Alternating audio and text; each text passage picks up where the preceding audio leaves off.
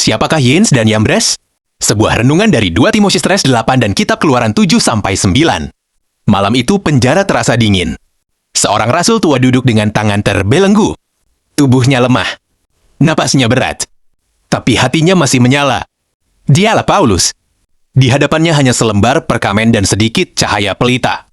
Ia tahu waktunya tidak lama lagi. Ini mungkin surat terakhirnya. Lalu tiba-tiba Paulus menulis 2 nama aneh. Sama seperti Yens dan Yambres menentang Musa. Timotius langsung mengerti. Tapi kita mungkin bertanya, siapa mereka? Kembali ke Mesir. Bayangkan istana Firaun. Musa berdiri dengan tongkat kayu. Sederhana. Tidak meyakinkan. Di seberangnya berdiri 2 ahli sihir kerajaan. Pintar, terlatih, menguasai trik dan kuasa gelap. Yanes dan Jambres. Saat Musa membuat mujizat, mereka juga meniru. Tongkat jadi ular. Air jadi darah. Tanda demi tanda. Sekilas.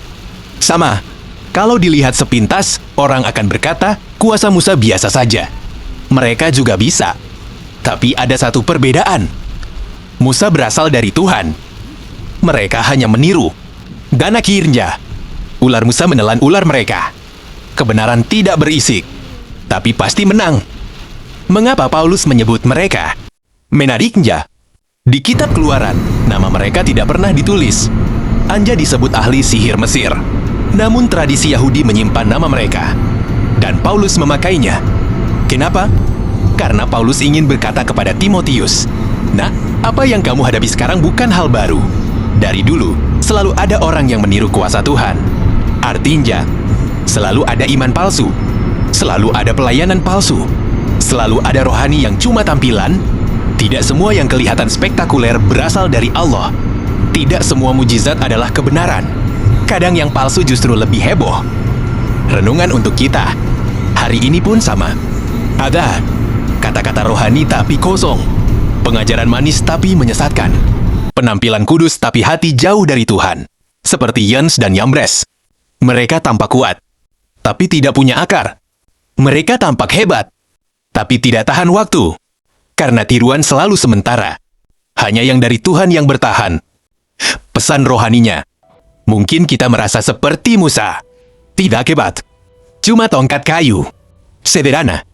Tidak spektakuler. Tapi Tuhan tidak mencari yang spektakuler. Tuhan mencari yang setia. Lebih baik kuasa kecil tapi asli.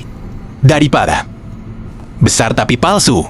Karena pada akhirnya, ular Musa akan selalu menelan ular tiruan. Kebenaran Tuhan tidak pernah kalah. Doa singkat. Tuhan, jauhkan aku dari iman tiruan. Bentuk aku menjadi asli, walau sederhana. Lebih baik kecil di tanganmu, daripada besar tanpa engkau. Armin by P. SZ ジェルビュール